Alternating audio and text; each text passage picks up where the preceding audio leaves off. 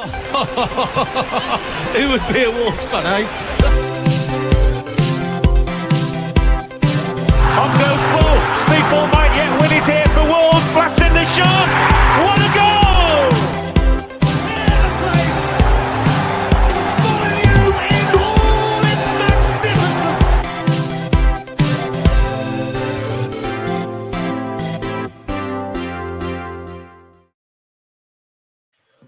Hello, Wolves fans. Welcome to your latest Wolves Fancast episode. I'm your host, Little Dan. On tonight's show, we're going to be talking about all the latest goings on at Molineux, from the painted bollards to the two new signings and our new kit that got revealed yesterday. On tonight's show, I've got with me the inimitable Josh Lem. How are you, Josh?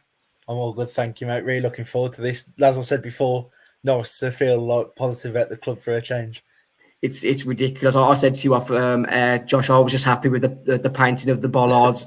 Two new signings and a new kit in 24 hours. It's I'm delirious for now. One of the signings that Wolves announced yesterday was new number 9, Jorgen Strand Larsen from Celta Vigo. Fee roughly estimated at €3 million, loan free with a €27 million option to buy if certain clauses are met, was revealed in the Wolves Express episode that was released on audio today.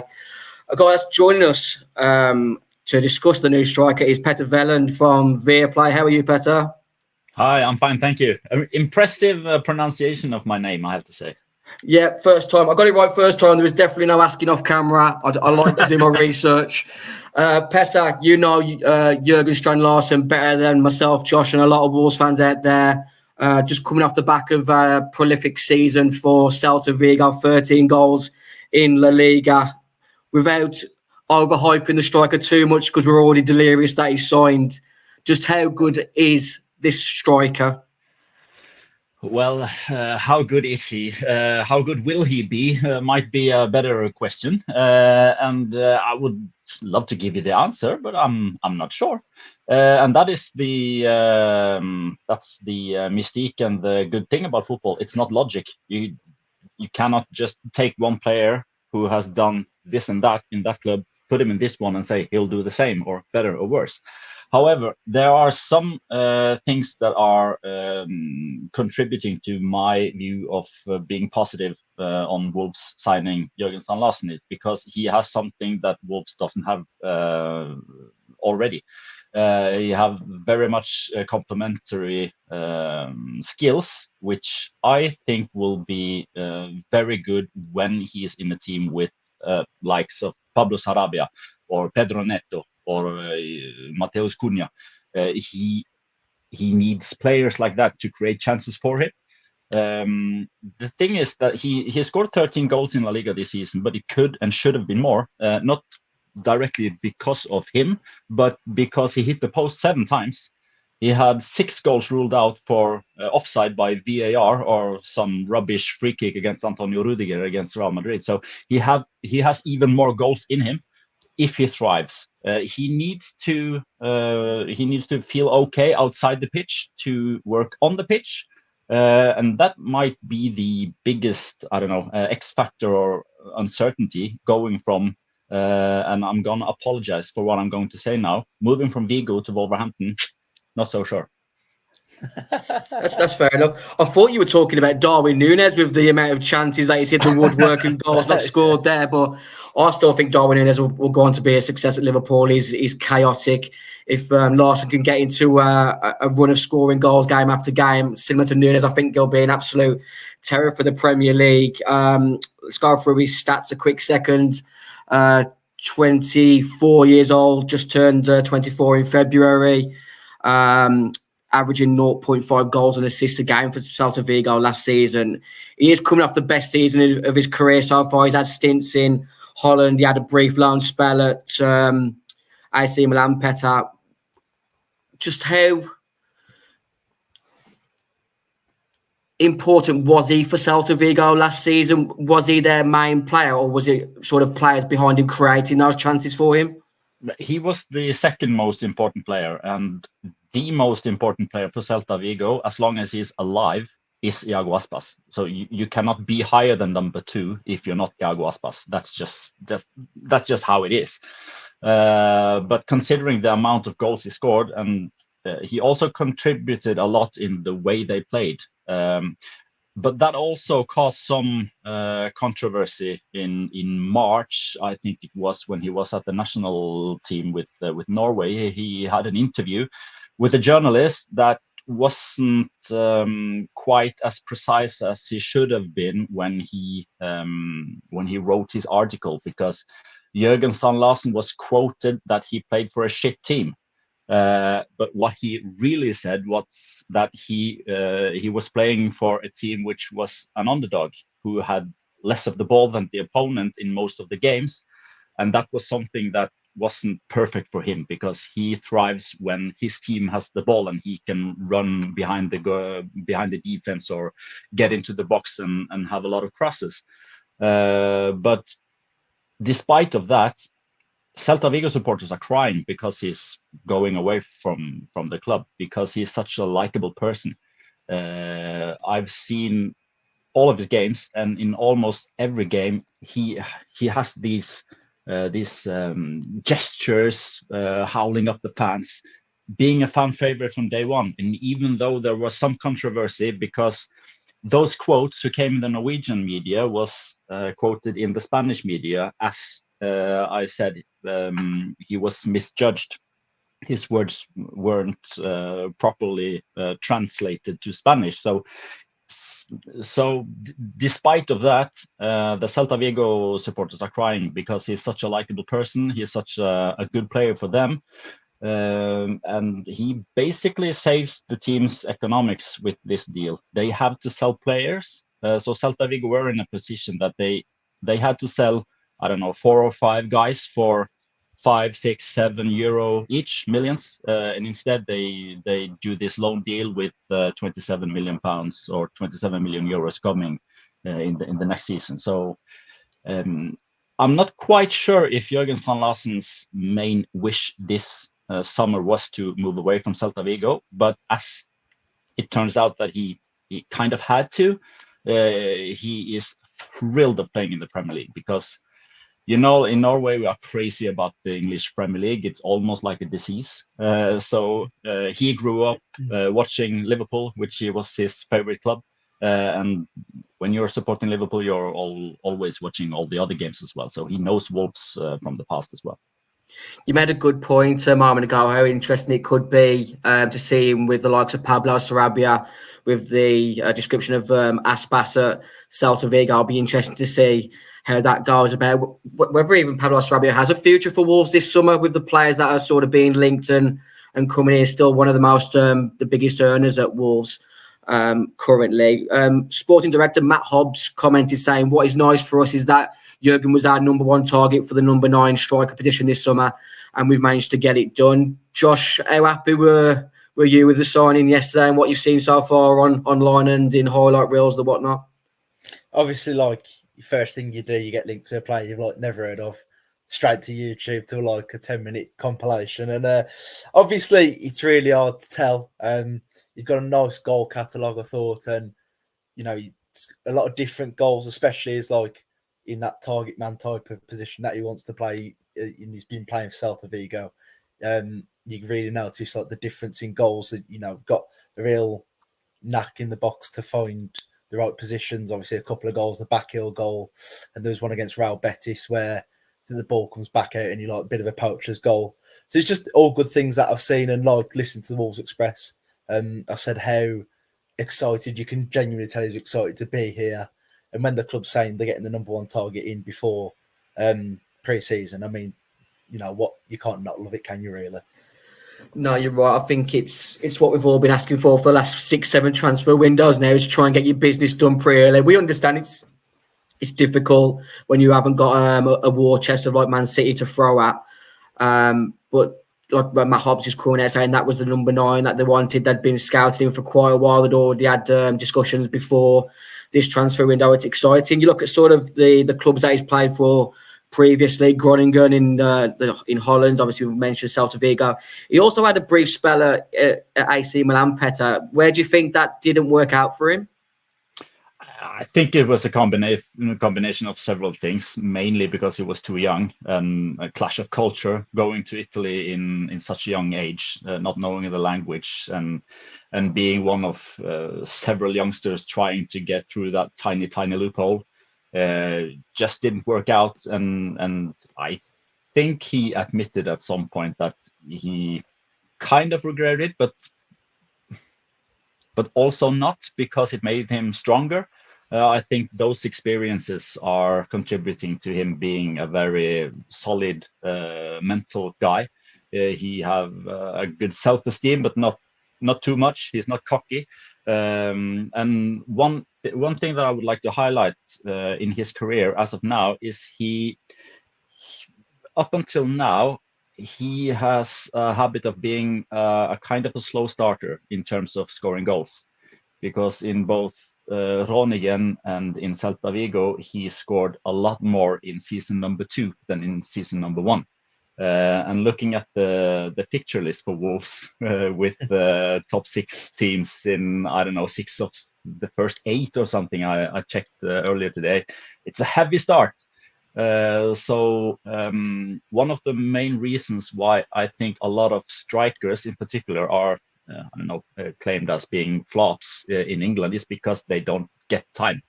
If they don't score in the first game, okay. If they don't score in 2 games, if they don't score in 3, just sell him and buy a new one. So please bear with him if he doesn't score in the first 4 games, because he has a habit of being a slow starter. However, one thing that is a difference now is that, as you guys mentioned, this transfer or this loan deal, which is a transfer basically, it comes early in the summer. So when the preseason starts, he'll be there. He'll be there for the whole time. While when he went to Groningen, and especially when he went to Celta de Vigo, he came in the last part of the preseason, if I'm not wrong. So, and another thing that I would like to mention is that Wolverhampton have followed Jorgen Strand Larsen for several years. Even when he went to Groningen, they were interested in him, but they kind of felt that going from the Eredivisie straight to the Premier League was a bit too much of a gap. So they wanted to see him in another league, a good league, before they eventually went for him. So I think he feels very much wanted.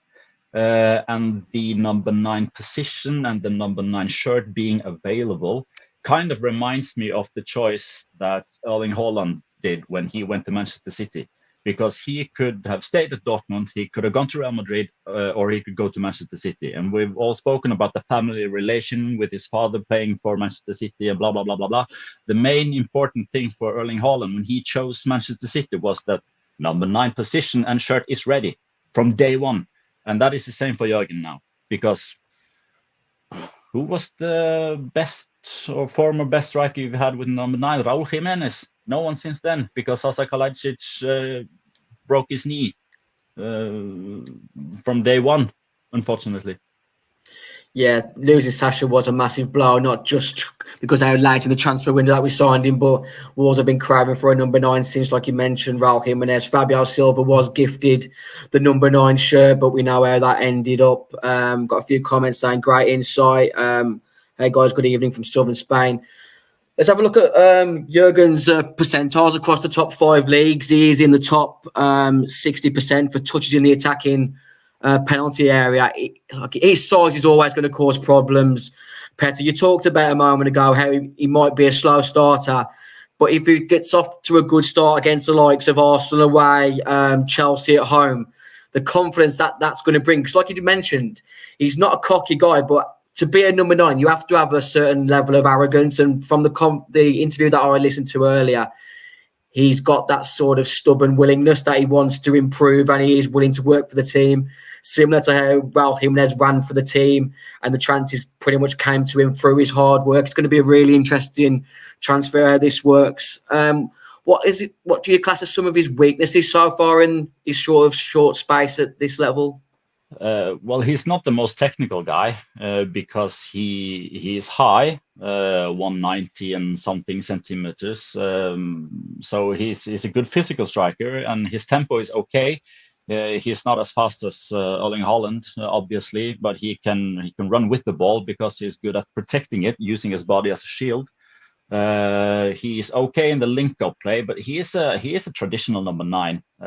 Sometimes he has been put on the wing when Celta Vigo has needed that. Sometimes he has been put on the wing of the national team because our national team coach, which is a former Wolves manager, Ståle Solbakken, had to play Haaland as the number 9. There's no other option. So when Jorgen Strand Larsen is in shape and he is in good enough form to start for the national team, he is placed out of position, basically. But he's a guy who makes things happen. He concedes a lot of fouls. He makes a lot of fouls.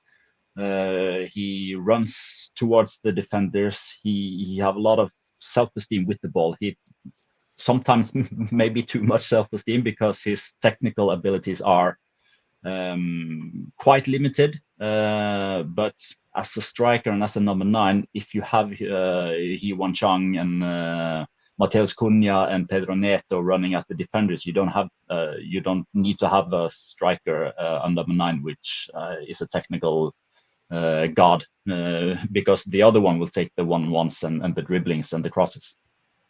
Hearing Petter talk those names there, Josh, Cunha, Neto, Hwang, we already mentioned Pablo Sarabia, the versatility and options that we've got going forward now are getting more exciting by the day. No, it's so exciting, isn't it? You just think hopefully it's going to complete our front three. I feel like at times last season we did miss. I know it's really like obviously when Kalajdzic went in January, I felt like we missed that big man in the box to cause a bit of havoc or to get us up the pitch a few times. You know, Hwang Wally had a good season. Obviously he's not the most physical. He's not going to hold the ball up, and it feels like that's what we need. And it's especially a little bit strange, but when defending, someone who's going to get the ball at the pitch, and you've said, Petter, about him winning fouls high up, that's going to be key to us winning them fouls up, take the pressure off the defence and things like that. It's those little things. It's just so exciting to have a proper number 9. It feels like this is what the team needs, and what it killed us in January not having one. So to finally get one and get one in early, it just feels really good. What sort of goal return for you, Petter, does Jurgen have to bring next season to justify the €27 million next summer? It's an interesting question because I weekly do a podcast about Spanish football here in Norway, which is called La Liga Loca. And when we had our season prediction in August 2023 for the season that's finished now, I said with some cockiness towards Jorgen Strand Larsen because we know each other, and I said he's not going to reach double digit. He's not going to reach 10 goals. And he took that personal. So we had a bet going that I would go to Celta Vigo and run doggies with Rafa Benitez, who was his coach then, if he scored 10 goals, and I would get a signed shirt if he didn't. And I don't know if you, I don't know if you saw that, Josh, when you looked at the YouTube compilation of his goals. But when he scored against Sevilla, he celebrated like this with 10 fingers to the camera, pointing towards me. And he said that he used that as a motivation during all the season. So I'm going to do you a favor now and just say it publicly. He's not going to score 10 goals in the Premier League this season. I was going to lead you into saying 20 then, Petter, but if he hits double figures, I think he'll have had a good first season for Wolves. He's only going to get better the more games he starts to acclimatise to the Premier League. Just to sort of bring a bit of Scandinavian rivalry, you've already said he won't beat sort of 10 goals next season. Do you think he may outscore Rasmus Højlund for Man United? Yeah, I think so. I think Jorgen Strand Larsen will score 15. My opinion, at least 15, because I did Wolverhampton. I work as a commentator for Viaplay, which has the Premier League rights here in Norway. I did Wolves, I think 6 or 7 times last season, and after almost every game, my conclusion was I would like to see this team with a proper number 9, and now they have a guy who can be that proper number 9. Because that was the main thing that were missing, because they were, of course, it went up and down, and you guys had a great run sometimes and a bad run other times. That's why middle of the table was okay, going clear of the relegation zone was a huge win, I guess, knowing that the season started with Lopetegui going out and Gary O'Neill coming in. But just looking at the team on how they played and what I thought they were missing, it was that number 9. And scoring 13 goals in La Liga in 23-24 season for Celta Vigo is not like scoring 13 goals for I don't know, for like Sevilla in 2015-16, because the amount of goals scored in La Liga over the last 6 years has gone down. Since Cristiano Ronaldo and Lionel Messi went away from the league, the amount of goals scored in the league as a total going down like hell. And I think Artem Dovbyk getting 23 goals this season is one of the lowest, alongside Robert Lewandowski the season before with 22. In the earlier seasons, the top scorers reached 30, 35 as a habit, more often than not. So scoring 13 goals for a low-scoring team is very, very good. It's better than what it seems to be when you hear it for the first time. If you go down to those numbers, and it was quite a good comparison to Darwin Núñez when it came to the shots in the post as well. But when Darwin Núñez hit the post, it was more like, how did he not score? But when Jorgen Strand Larsen hit the post, it's like, oh, that would have been an amazing goal. So it's not big misses going to the post or the bar. It's like, oh, if he gets the margins with him, wow, he'll score a lot of goals.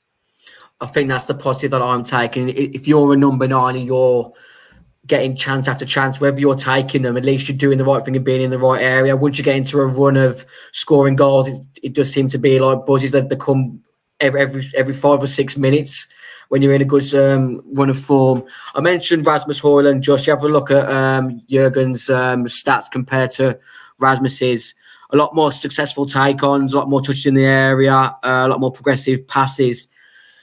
Rasmus Højlund and Jurgen, both young strikers, still learning their craft. Premiership is a lot physical compared to the leagues that they've come from previously. But it's going to be interesting to see how they do compare next season, because you would think on a game-to-game basis that Rasmus Højlund will probably get more chances than Jurgen. But if Wolves can get back to creating the chances that they were in that form in the sort of December to February period, Josh, it could be a really exciting time. We talked about the options, the versatility. Jurgen could play on the wing or through the centre. He was the thing that was missing in that back end of last season, which pretty much cost us a European run and an FA Cup semi-final as a minimum. Oh, 100%, wasn't it? That playing Fraser, with all due respect, and Jerome and whatever other combinations we tried, that's what killed our season. And I think it also depends if we do go to 4 at the back. Obviously, getting more of our creative players on the pitch at the same time, maybe not playing in the transition as much, getting on the ball a little bit more out. That'll lead to giving him more chances, especially in the box. And that's what we want. We just want someone to do a bit of link-up play, but kind of be in the box and just work for every ball and a target man that you can aim to and things like that. We've really missed that last season at times. We really did miss it, didn't we? You look at sort of the game like Everton away, when it was Neto hitting out ball into Kolojic and we scored. So yeah, little things into, we have literally just missed that physical entity in the box. Yeah. Who he's a very big guy, but he also looks very athletic for a guy of his size. I keep saying it's going to be interesting because, like I said, we've been missing a number 9 since Jimenez, and the way that he carried us to the Europa Cup quarter final those years ago, we have missed that sort of that profile of striker, haven't we? I think as well, we're really excited. Go on, Josh. We've missed that, just that cult hero almost. Obviously, we've got players like Cunha and things like that, but we've missed that number 9. I know it's cliche, every club loves the number 9, but Wolves, it's so passionate. Obviously, we've had Jimenez, Steve Bull in the past. It's really cliche, but that want to that cult hero of a striker. And also, as Petter said earlier, which I thought was brilliant, he's got done over by VAR a few times, so we all fit right in perfectly, won't we? It's, I hope next season is going to be a change. But after Wolves went, was it 19 and 1? 19 for 1. Against, 19 for 1 against us in the protest petition against VAR. It's going to be another season of a lot more likely heartache when it comes to Wolves, but we'll still be there. Season tickets are renewed. There's a new kit. Josh did mention just Pedro about sort of Jorgen being a cult hero. He mentioned in his interview with the Wolves Express today that he is hoping to bring a bit of character and swagger. And he did mention a lot of celebrations. Is that the sort of player? Is he quite enthusiastic, theatrical with his celebrations? Yeah, he is. He likes to have the spotlight. And a minor detail here is that he's very good at being first defender when the opponent has the ball, chasing and making it hard for the defenders to play out from the back. And I think there are no country in the world that can celebrate getting a throw-in as the English. And he will do that a lot by blocking long balls from Joachim Andersen when playing against Crystal Palace. He will be there blocking. They'll get a throw, and he will be like, "Come on!" That's his main thing. And Josh, that's what we ask for as a fan base, really. Jorgen mentioned about sort of Celta Vigo being an underdog in La Liga. Wolves are going to be another underdog in the Premier League this season. We're always sort of trying to push for that last Europa League place since we got promoted. We want to try and go a bit further, but as fans, we just want to see players who want to run, work hard for the badge on the shirt, and then we'll sing the name until the last minute of every game if they work hard. Hopefully, the goals will come for this striker. How excited are you from a Norway point of view, Petter, in regards to having strikers like himself, Haaland, obviously Martin Odegaard? You're not at the Euros. Where's the future like for Norwegian football? I'm not seeing Norway in any major tournament until it happens, because my hopes have been vanished for so long. It's 24 years since we were in a major European tournament or the Euro 2000. And when I've been in England doing commentary, I always talk to the English pundits and the commentators, and they just ask me, okay, you have Haaland, you have Ødegaard, how shit are the other 9 when you're not in the Euros? And it's like, I don't have an answer. It's a cultural thing. It's a complicated situation. But Jorgen Strand Larsen is the third best striker we have now, behind Braut Haaland and Alexander Sørloth. And I'm not going to compare them because there are different eras, different age as well, and it's two different persons. However, the one thing that makes me not confident about Strand Larsen being a huge hit at Wolverhampton is what happened to Alexander Sørloth when he was at Crystal Palace. Because I know it's different clubs and different times and different playing styles, etc. But there are some similarities there. And it's like I said earlier, for a Norwegian footballer, going to the Premier League is like the Holy Grail. That can release a lot of power and energy, but it could also be like something you're drowning yourself with pressure and all that kind of things. So that's why I'm very eager to see what's going to happen if he doesn't fly off if he doesn't hit the ground running. That is my only serious what if about this transfer. I think he'll be given a bit of time, won't he, Josh, to try and acclimatise to the Premier League. I've just said, as long as he sort of runs his socks off the first couple of months, I think that the fans will forgive him if he doesn't hit the ground running. Like Petter mentioned, we have got a tougher opening run of fixtures. There was another Norwegian striker that played for our Midlands foes, Aston Villa, a few years ago, John Carew.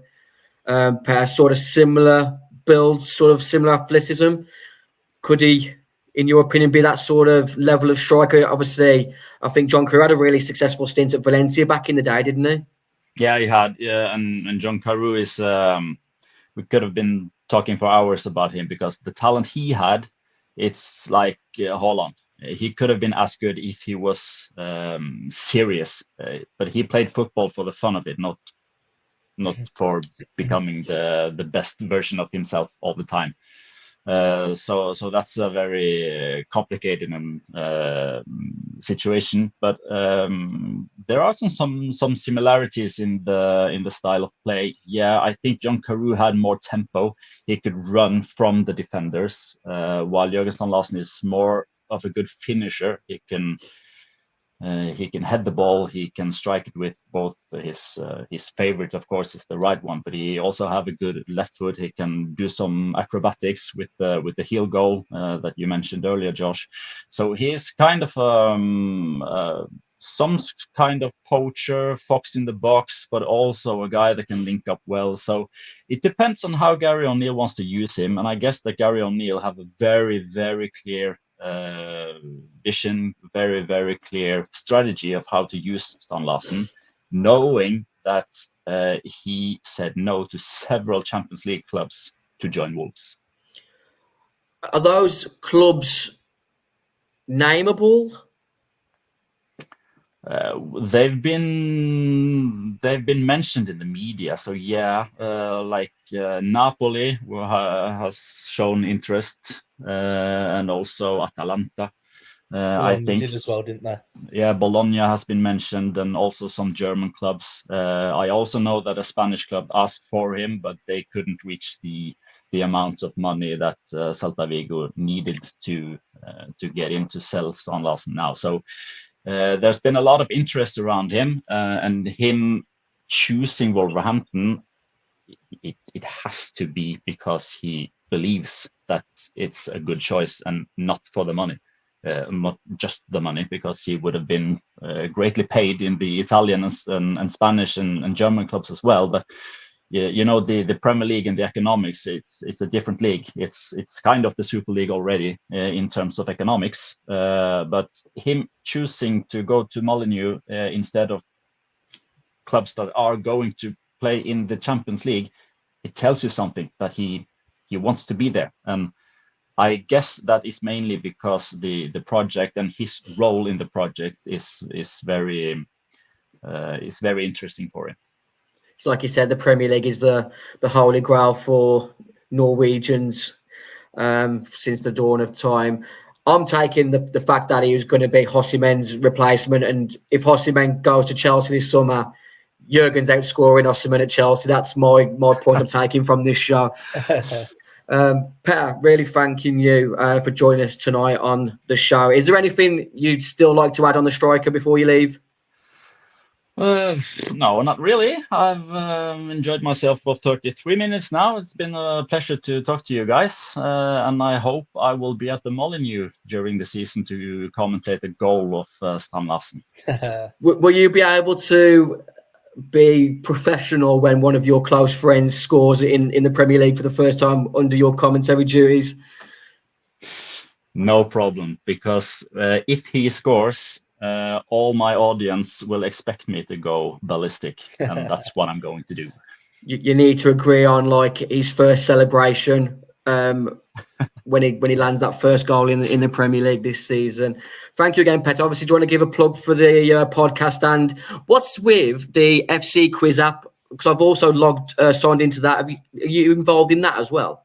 Yeah, I'm doing most of the questions that are in the quizzes there. So yeah, FC Quiz. It's an app where you can test your knowledge and challenge your friends. We have a Premier League quiz, Euro quiz, the daily quiz. We're also launching Career Path now in these days. So I recommend all of you to check it out.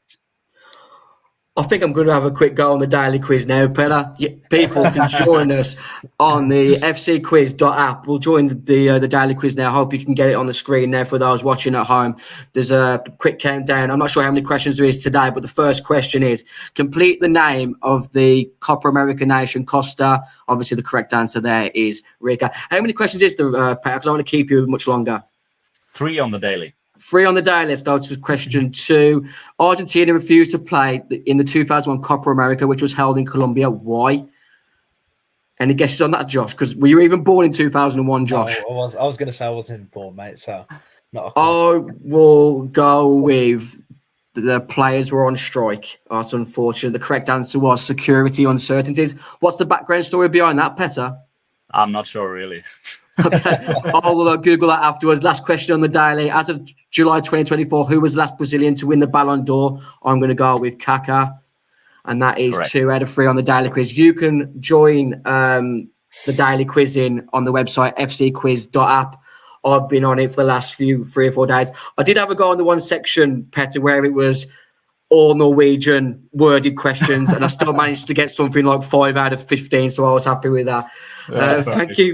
Thank you for joining us, Petter. It's been a pleasure having you. You take care of yourself, and we'll speak to you soon. Yeah, thanks for having me, and good luck with the season. Thank you, Petter. Thank you very much. Josh, Petter was great there. A lot of insight on the new striker. It's going to be an exciting summer. One of the other things that's been quite exciting over the last 24 hours is the signing of basically the regen Cafu. We decided to jump the gun a little bit and unveil Pedro Lima on our social media before Wolves did it officially yesterday. Here's our video.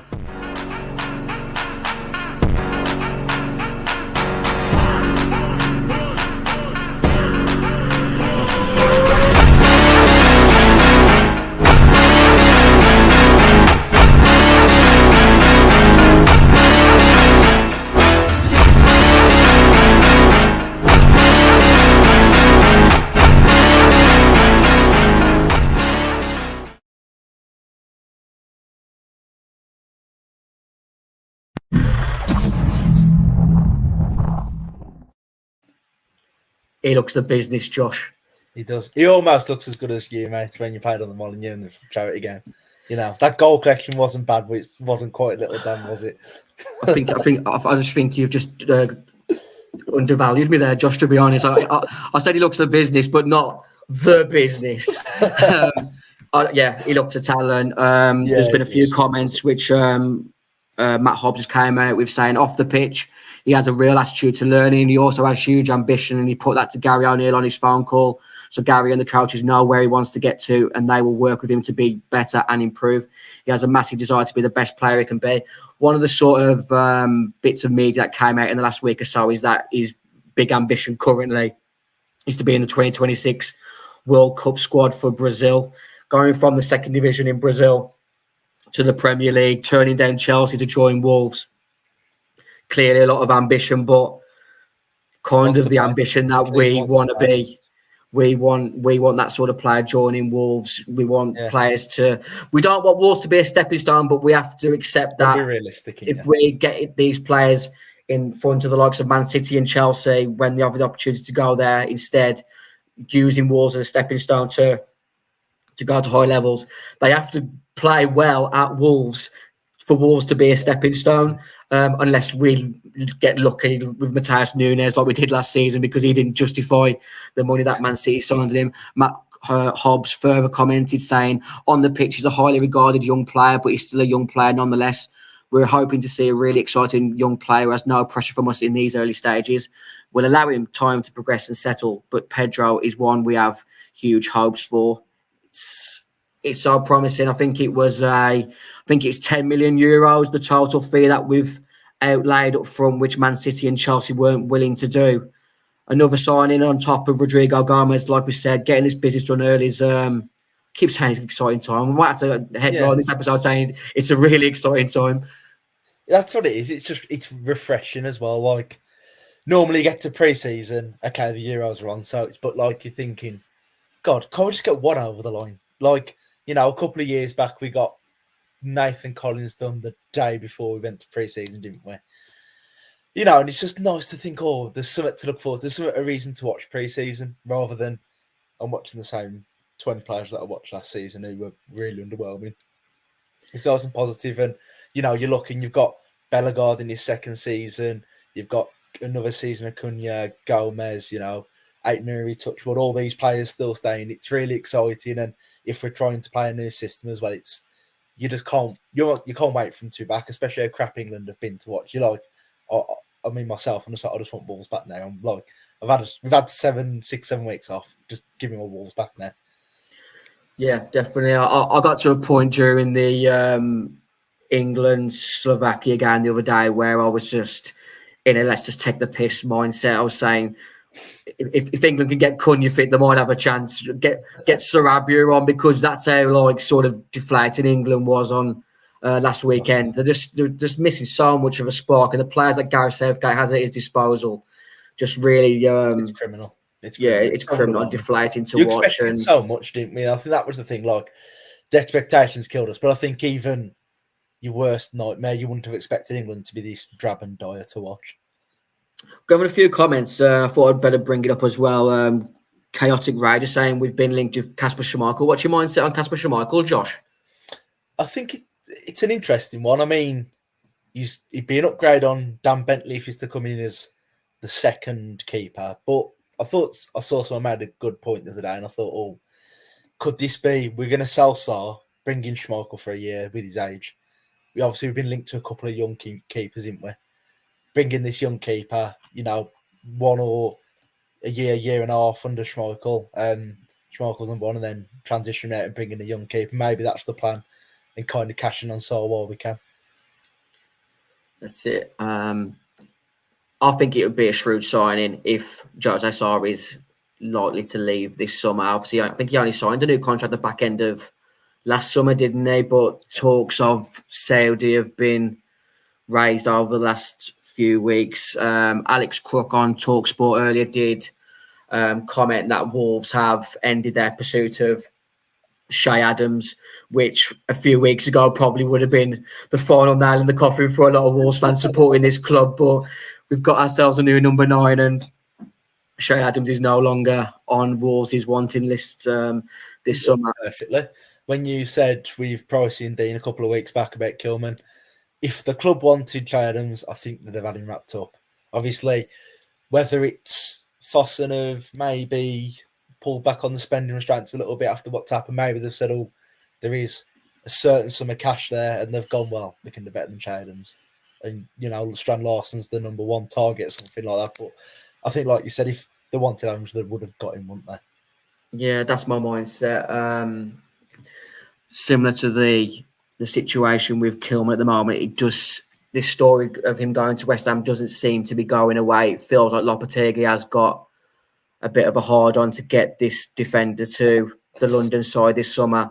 It's just what sort of fee the two clubs are able to come to, which seems to be the stumbling block at the moment. I don't feel like Max Kilman will be pushing for the move. Obviously, in an ideal world, he probably would want to move back to London where he grew up, but just signed a new contract last summer, captain of a good side.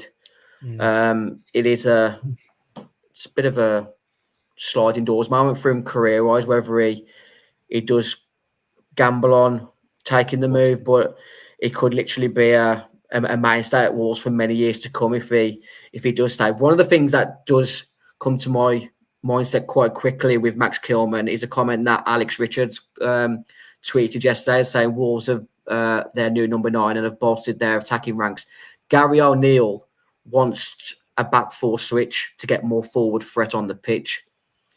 I'm still of the mindset that Max Kilman, I don't think any of our centre-halves are back 4. Similar to Semedo and Ait-Nouri as fullbacks in the back 4. So it'd be interesting to see where we go defensively this summer, because I still think we're best set up as a back 5. And Ait-Nouri is one of the players that I really want Wolves to keep hold of this summer, similar to João Gomez. We need to be building a team around the likes of those pair and Cunha as well. Semedo, as good as he has been, I wouldn't be upset if he left this summer, if we've got a ready-made replacement, not just in Pedro Lima. I think there may be a more experienced right back that comes in. I'm not talking Matt Doherty here. I feel like Matt Doherty will be a player that does still take up a squad number this summer. But I feel like if Wolves are trying to be a bit more stronger defensive, they'll try and improve on that area. I think Rodrigo Gomez can actually play sort of wing back as well. So just to see where we go. It's hard because I think every player at the club has got a price. Obviously, the club they're trying to stick to the guns with Kilman, which is fair enough. But then I think we don't seem like we're in PSR issues, so it's how hard Fossum want to rein in on the money sort of thing. I mean, you look, we spent like 10 million quid on Lima. Okay, we're not all paid it yet, have we?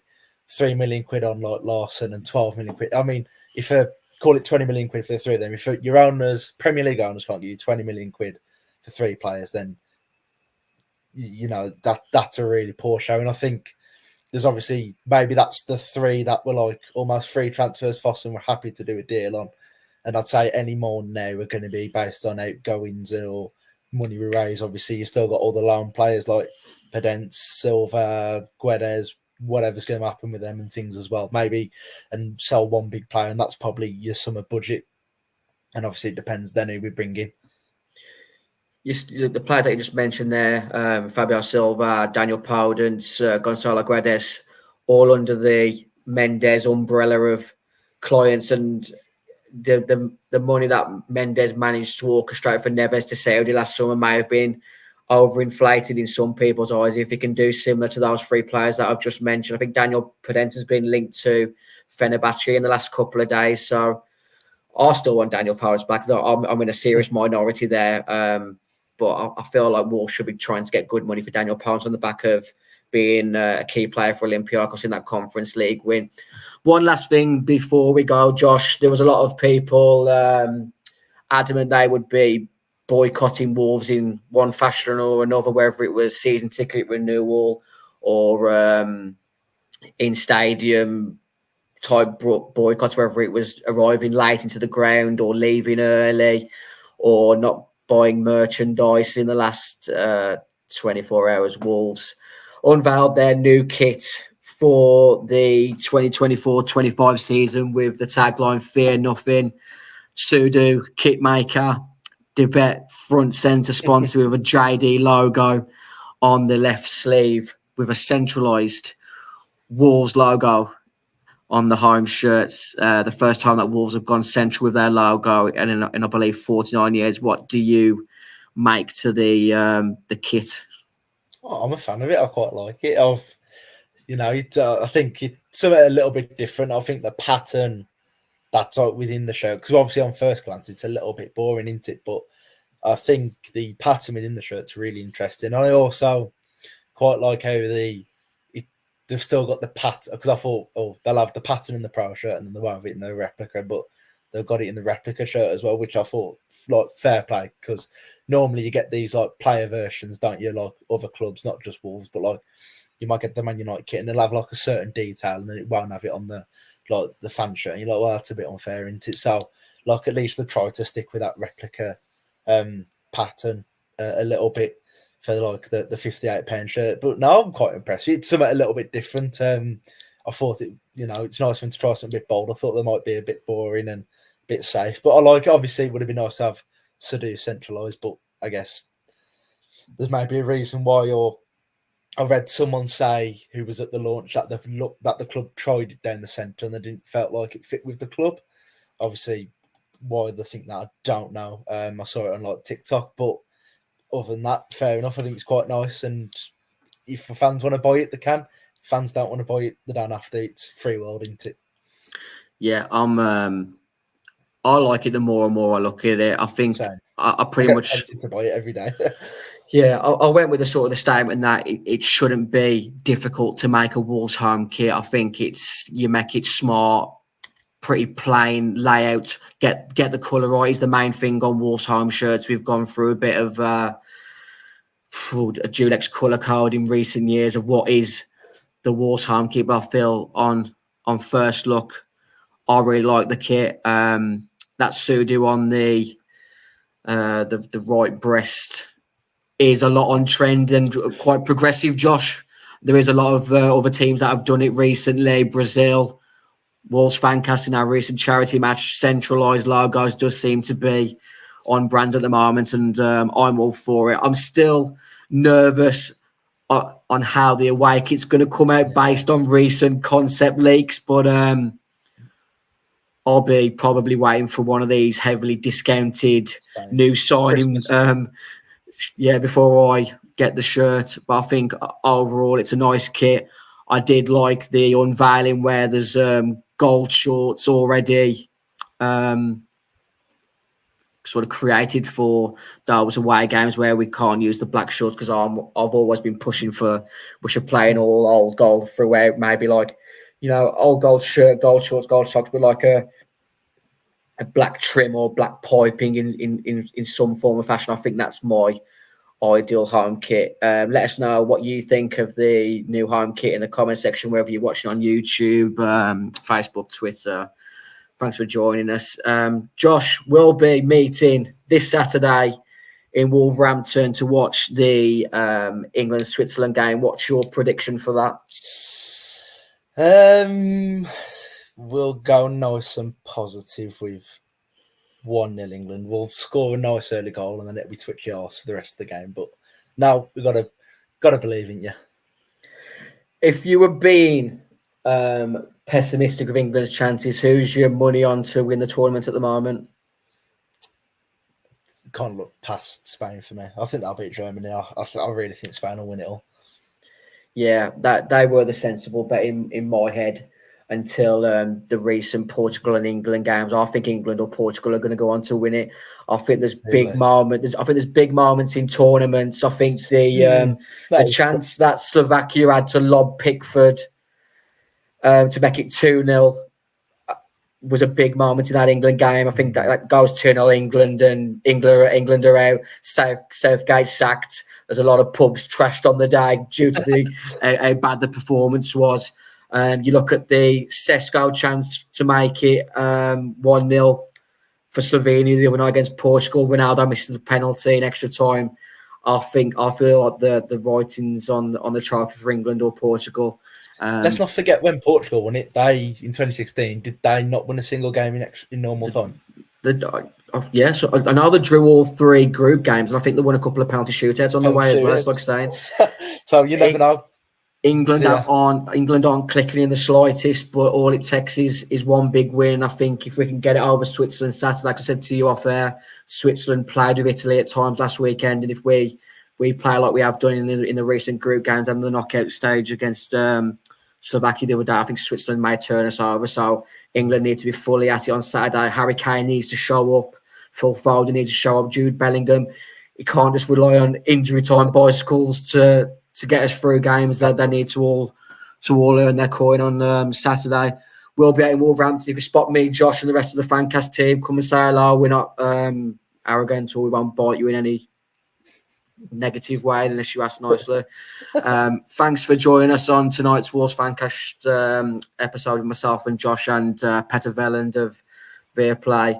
We'll be back in the next week or so, hopefully with more transfer announcements, incomings, hopefully not too many outgoings, but based on Wolves' recent recruitment, you do fear that there's going to be some outgoings sooner rather than later. Enjoy the rest of your week. Take care of yourself. And remember to follow Wolves Fancast at Wolves Fancast on Twitter, X, Facebook, Instagram, TikTok. And we'll see you soon. Good night.